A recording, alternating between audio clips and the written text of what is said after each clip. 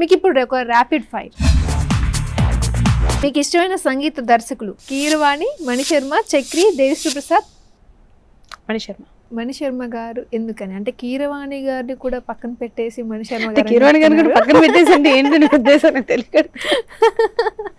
ఎందుకని అంటే అందరూ ఇష్టమే, ఇష్టం లేదని ఏం లేదు. మీరు 4 క్వశ్చన్లు అడిగారు, నేను ఇష్టం అని చెప్పా అంతే.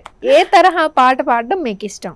మెలోడీ, మాస్ సాంగ్, పేతా సాంగ్, టీజింగ్ సాంగ్?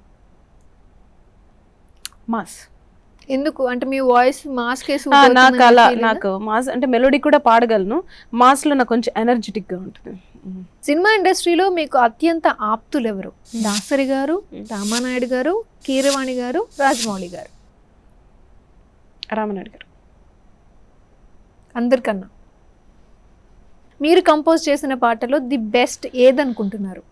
మంచు కొండలోని చంద్రమ, కంటేనే అమ్మ అని అంటే ఎలా, ధీర సమీరే అండ్ పద్మావతి సాంగ్. కంటేనే అమ్మ అని అంటే ఎలా వర్త్ ఉన్న సాంగ్, టఫెస్ట్ సాంగ్. నేను ఎక్కువ 100 ట్యూన్స్ పైగా ఆ సిచ్యువేషన్ కోసం కంపోజ్ చేసిన సాంగ్. ఎస్, అంటే మీరు అంత కష్టపడినందుకు మీకు నంది అవార్డు కూడా వచ్చింది ఆ సాంగ్ కి.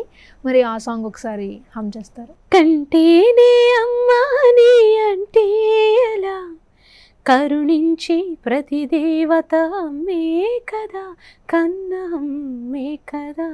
రీసెంట్గా మీరు మొన్న బర్త్డే సెలబ్రేట్ చేసుకున్నప్పుడు మీరు అనౌన్స్ చేశారు, అంటే చిన్న చిన్న రోల్స్ ఏదైనా మీకు నచ్చిన రోల్ వస్తే నేను యాక్ట్ చేస్తాను, కంపల్సరీ ఇంకా రాలేదు, యాక్ట్ చేస్తానని చెప్పారు.